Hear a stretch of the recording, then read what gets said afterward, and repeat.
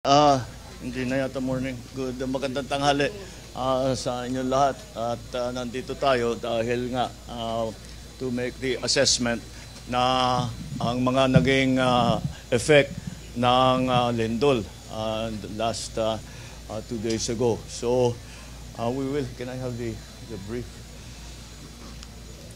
Sige, to begin with, mag-ano muna tayo. We'll get the reports from the different agencies on their particular area, yung mga areas nila. So, GovPam siguro, you can start with the provincial report kung ano yung naging situation report ninyo. Yes, Mr. President. She needs a microphone. Number of deceased is 72 for now. Number of deceased, 366 yung injured. Sorry. Mr. President, hello. What's with me and microphones? Okay lang? Ha? Ano ba? Ayaw. No, the microphone is not working.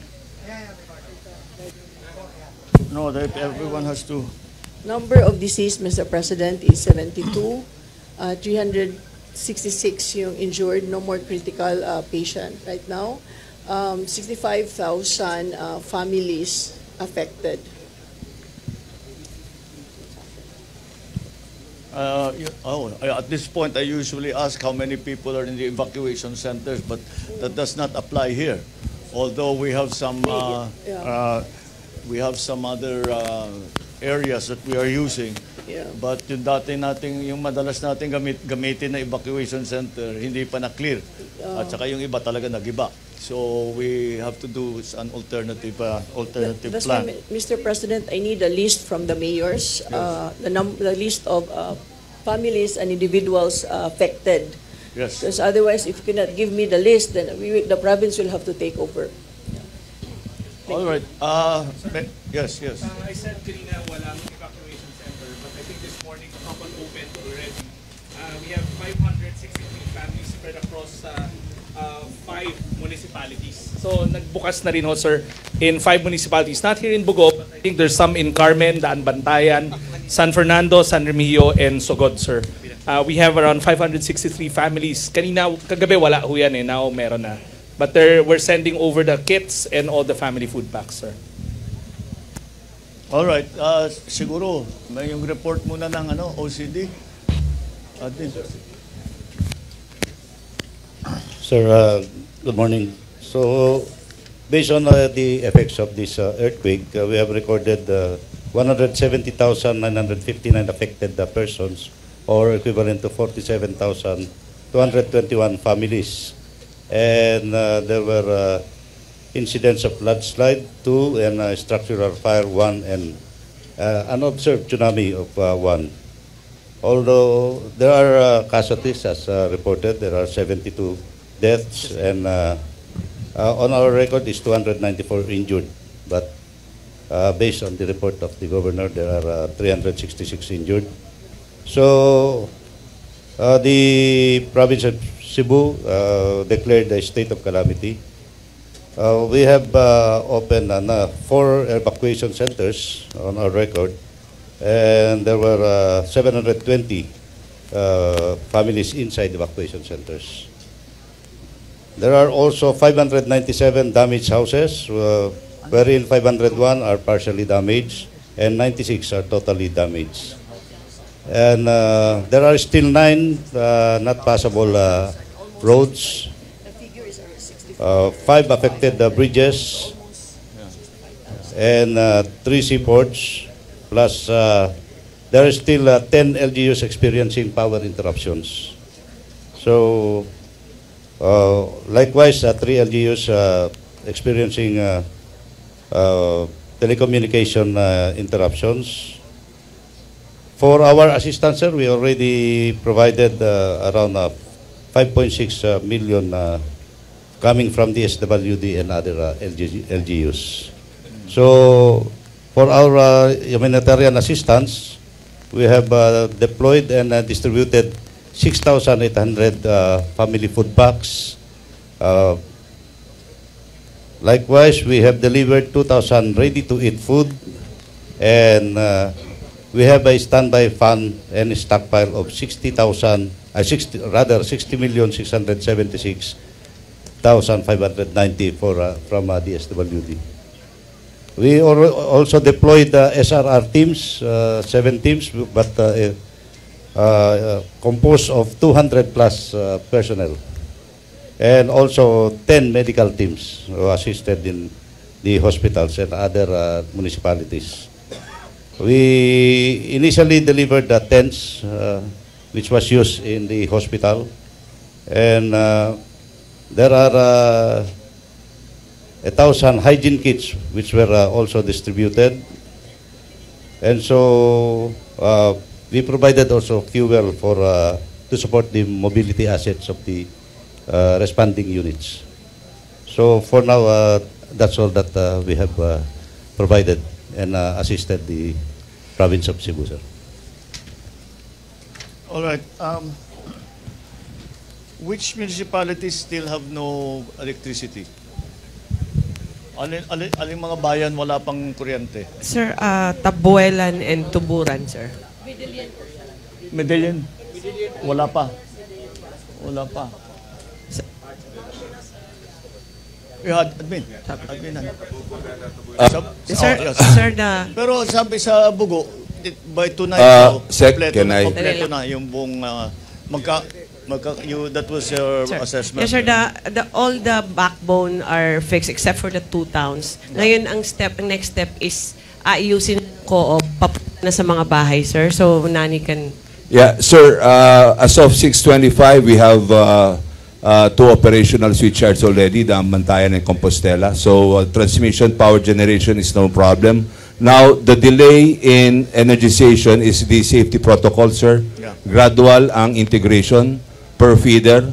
So, OP already finished 16 out of 24 feeders. So there are only 8 feeders left that will affect about 64,000 households.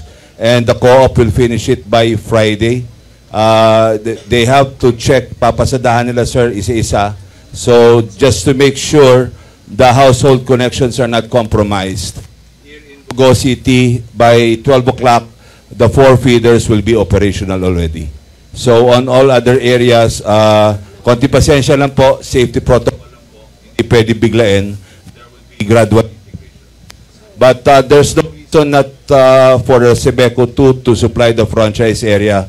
No major damage in the distribution infrastructure except for one substation na nagkaroon ng leak, and it's only a minor repair. So hopefully by Friday we can have full integration of the power. ano lang siguro, Gov, is that to make sure, you just inform us kung yung hospital, if the municipio is still operational, that it's all energized. Water, hospital, and the municipal hall. Just because sometimes they report to us, so we can double check na rin. Thank you, Gov. All right. Yes, I think people understand that we have to be careful before we switch the entire system on. Because baka magka-aksidente, may kuryente. But anyway, this is quite fast that we are able, mabilis na ibalik ang kuryente because critical yan. Ang nakikita namin that are still problematic are the distribution of water and food.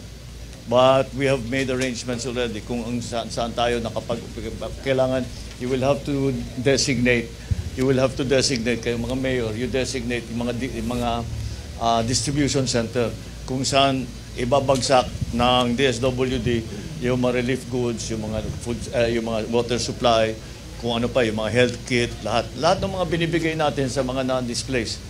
Dahil according to the governor, the estimate of displaced families is 65,000 around the province. So that's what we are those are the people that we have to support until they find better accommodations and arrangements.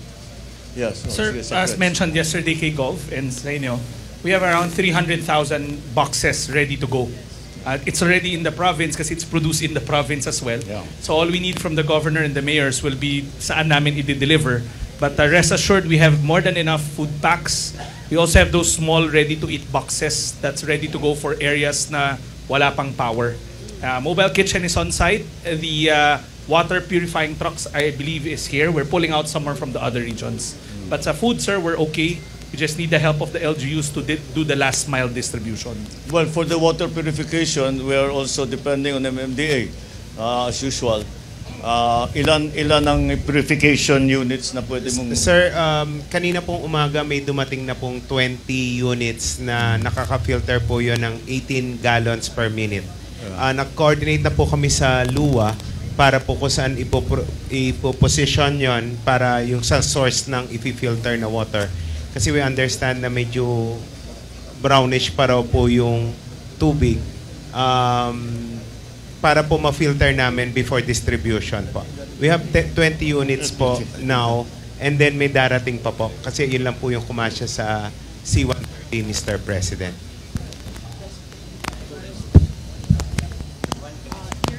You're correct, Mr. President. The mayors has to send us the list of mga areas where we need to send the relief goods. Kasi yung we accept, centralized namin yung mga donations nasa Capitol lahat. So it's Capitol and DSWD who has the goods. So that's why you have to let us know saan yung mga distribution centers. Because we are also sending water tanks, water trucks for the water. So please, we need the list of the people who are affected for the financial assistance, and also we need the area where we can give our relief goods. Thank you.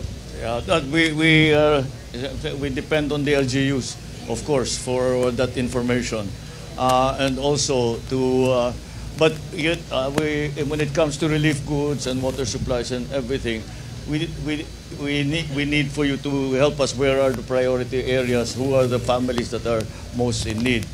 But it does not mean, there was a time that binibigyan pa ng ticket yung para makakuha. Wala, they can get 10 if they want. It's not, we don't count.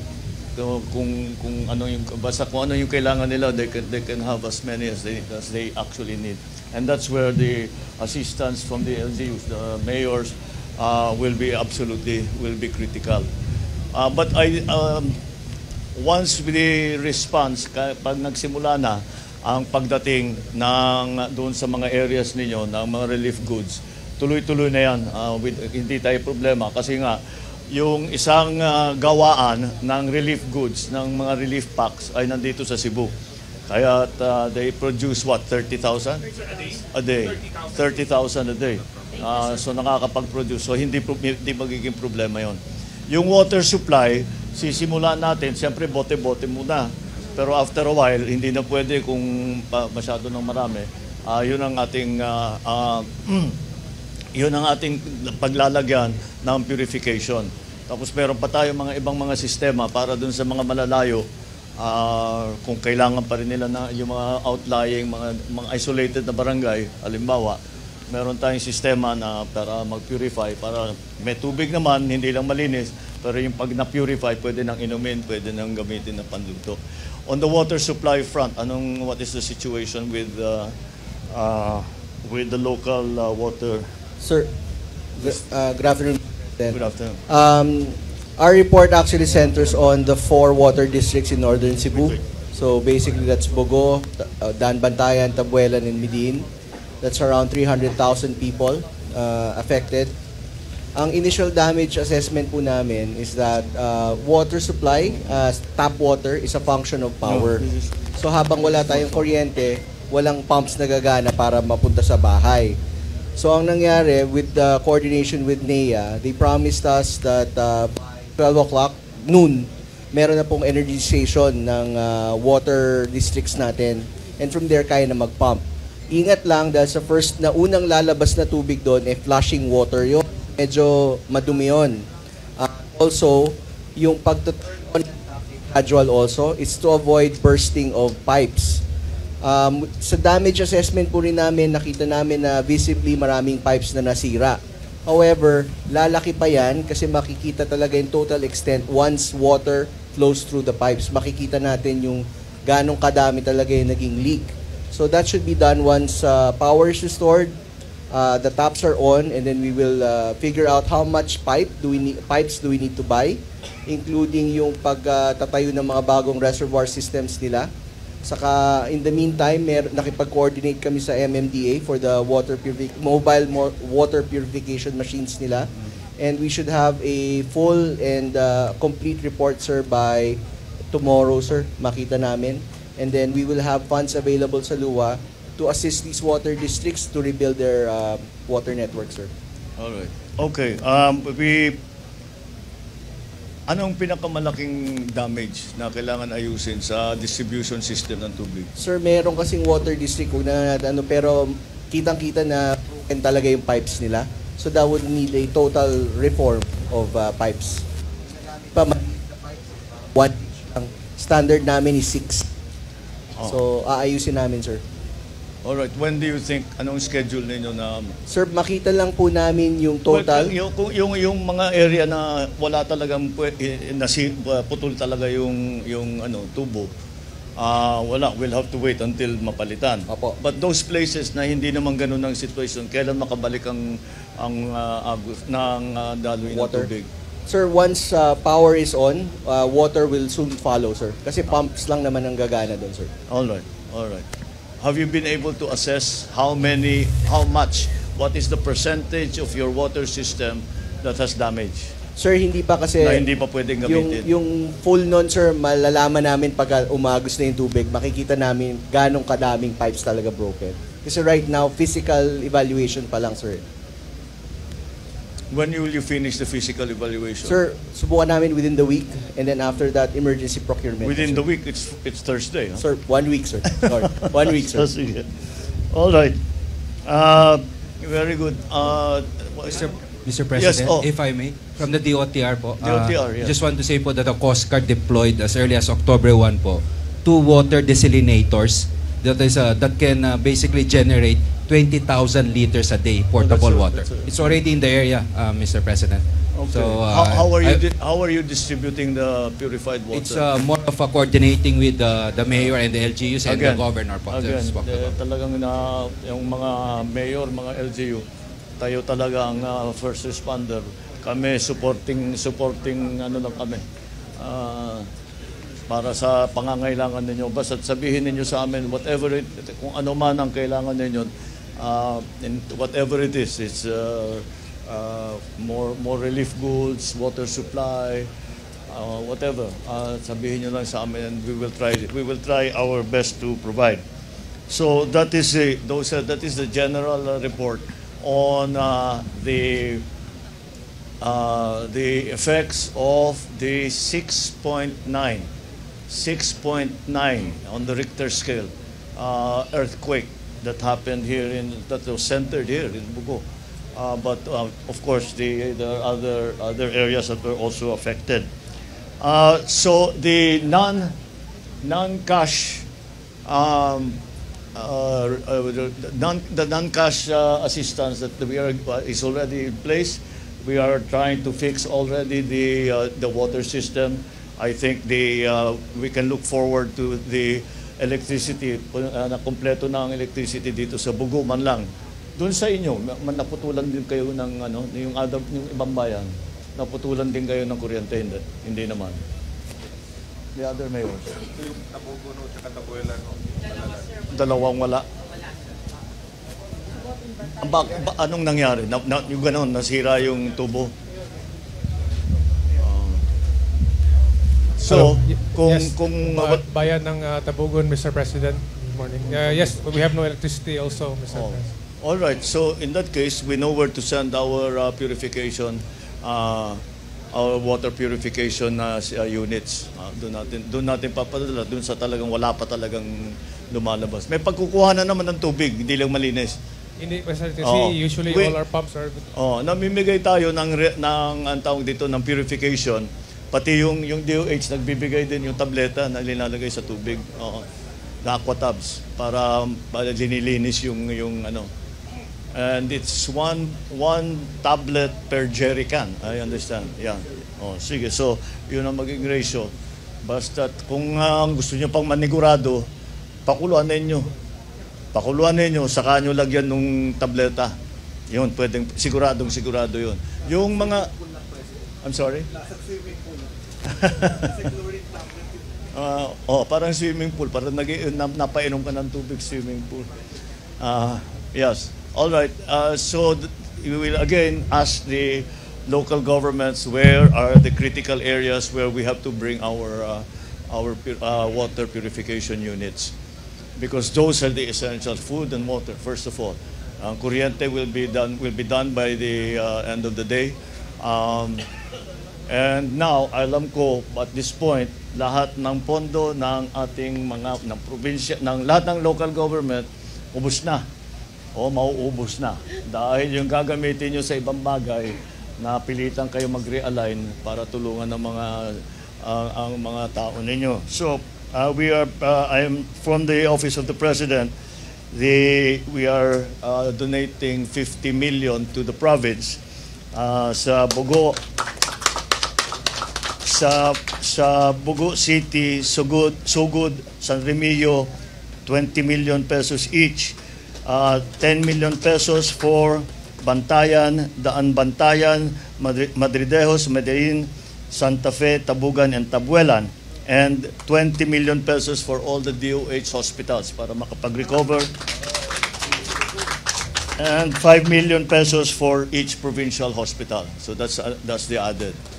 Besides that, in-instructionan ko ang LGSF, ang DBM, mag-release ng local government support fund in the amount of 150 million pesos for the province of Cebu and 75 million pesos for San Remigio, Bogo, and Medellin. I think baka the other municipalities, ikaw nang bahala to find out what are the needs, and then you tell us. This is only an initial release. We are contemplating further releases that will be coming, that will be in the pipeline. Kasi naman, kung magbabagsak kami ng masyadong malaki, hindi magamit kaagad. So we'll just according to need, and we will depend on the province to give us the ongoing situation reports para alam namin kung anong gagawin. So ang mahirap dito ang naging mahirap dito sa sitwasyon ng lindol, galing lang kami sa Masbate na tinignan namin yung bagyo naman, malaki din ang sira. Pero ang kaibahan, ang sira doon ibang klase, agricultural, yung power supply, water supply. Pero meron kaming evacuation center dito. Hindi tayo nakakasiguro sa mga evacuation center natin. Kaya ang gagawin namin, maghahanap tayo kung saan man yung mga, ito nga 65,000 displaced families, kung saan man sila, maglalagay tayo ng mga tent.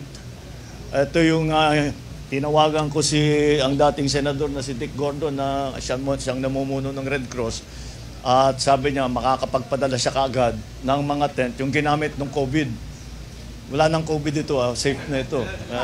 Pwede nyo na talagang gamitin para doon sa mga nasiraan ng bahay at ayaw pang bumalik doon sa kanilang bahay.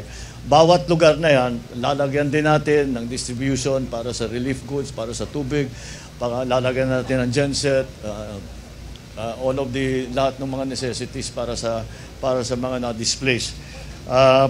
Kaya yun ang pinakamahirap dahil mas mahirap repair ang infrastructure. Ito. Yan ang mga nagiging problema natin. Ganyan na yung City Hall. Ito palagay ko hindi na magamit ito. We will have to demolish the whole thing. Balik kayo dun sa luma.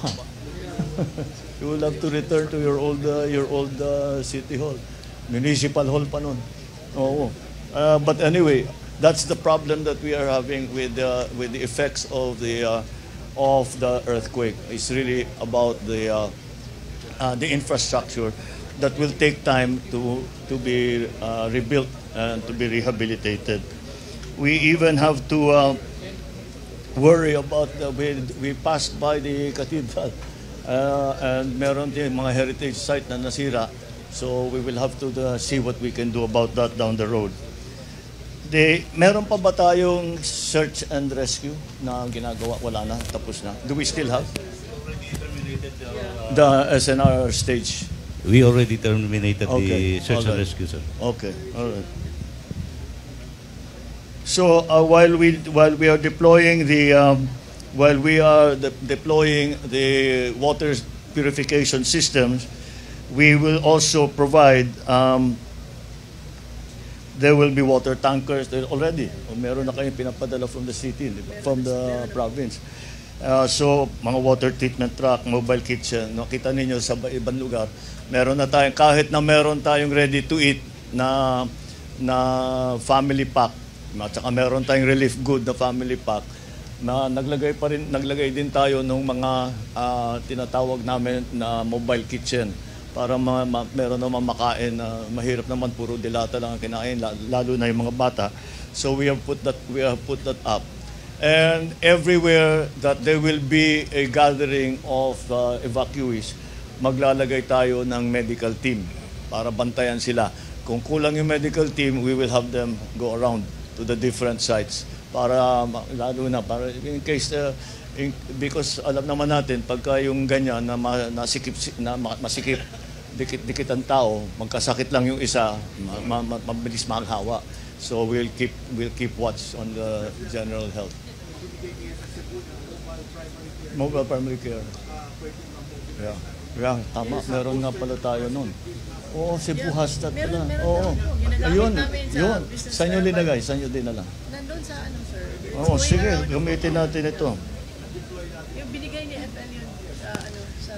Ang isa pang bagay na lagi namin inaalala kapag may ganitong klaseng sakuna ay ang medical care, yung supply ng gamot. Kaya ang DOH gumastos na ng 1 milyong piso halaga para sa gamot, para sa mga medical supplies.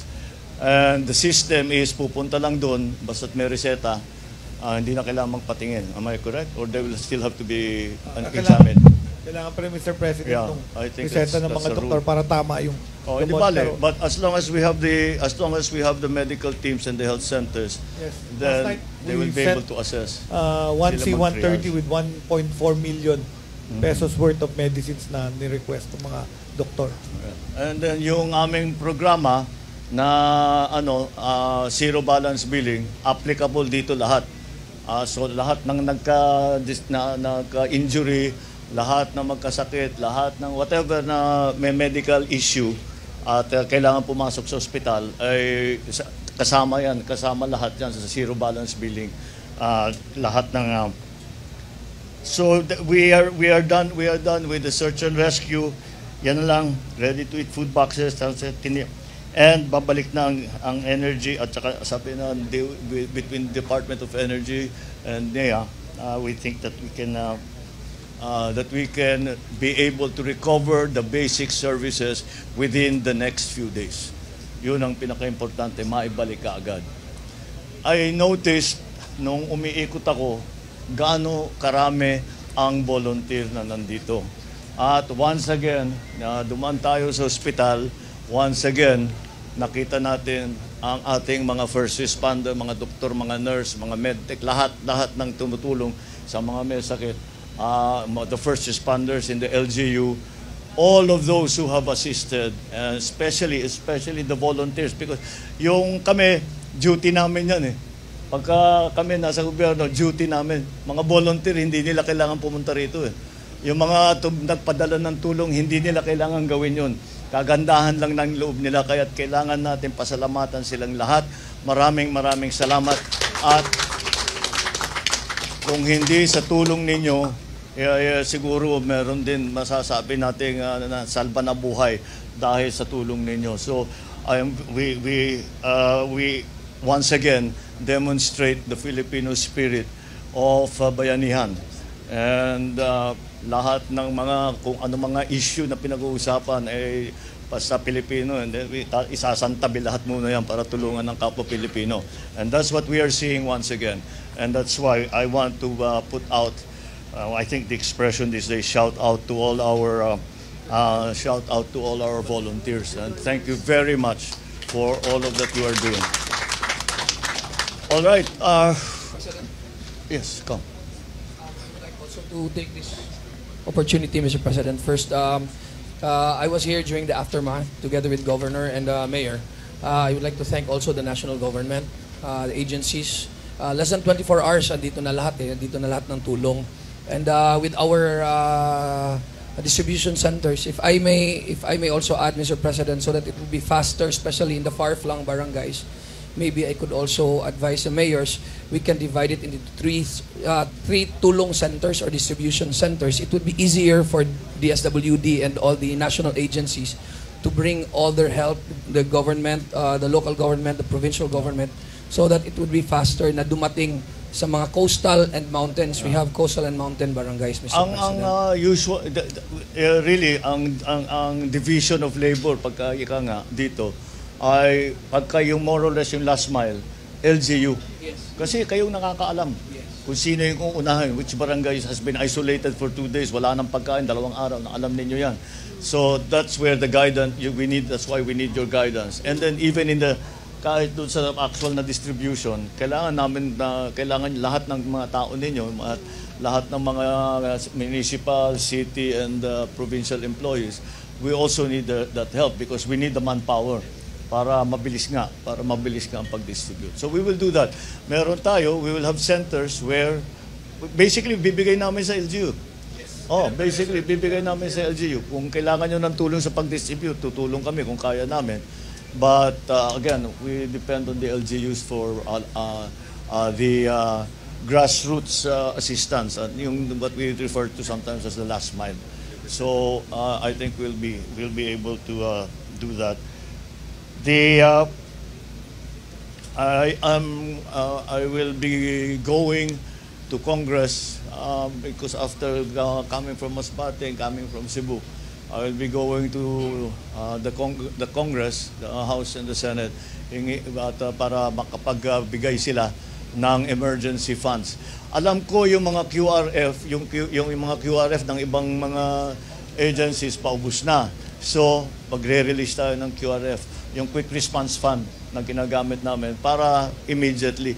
Dahil especially sa pagdating ng dalawa, ng Nando at saka ng Opong na bagyo na talagang napakalakas. Tapos ito pa, nasabayan pa ng 6.9 intensity ang lindol. Kaya yung QRF para meron kayo magamit, we will have it released as quickly as possible. I spoke to Sekmina already yesterday and this morning, and she's making all of those arrangements. All right.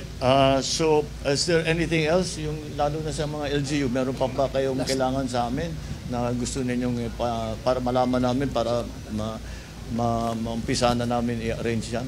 Last thing, Mr. President, I think I can speak in behalf of all the mayors of the 4th District and including the 5th District. Andito yung Sogod, also na natamaan din, and Bourbon. I would like to thank you, Mr. President, and your team for helping us. Less than 72 hours, we are all here. May ilaw na along the highway and may power na. Ang daming tulong. Thank you very much, Mr. President. We had to split the team because half went to Masbate with me yesterday. The other half came here immediately. The Secretary Gilbert was, I think, the first one to arrive here. Because because when I received your note, I told him, wag ka nang sumama muna sa Masbate, doon ka sa Cebu because it's a different kind of a response that is required. On that note, hello. On that note, Mr. President, thank you so much for responding that evening of the earthquake, and to all the national agencies for being here right away and helping us with the rescue operations. To all the donors and the volunteers, thank you ever so much, Mr. President, and everyone from the bottom of our heart, from the provincial government.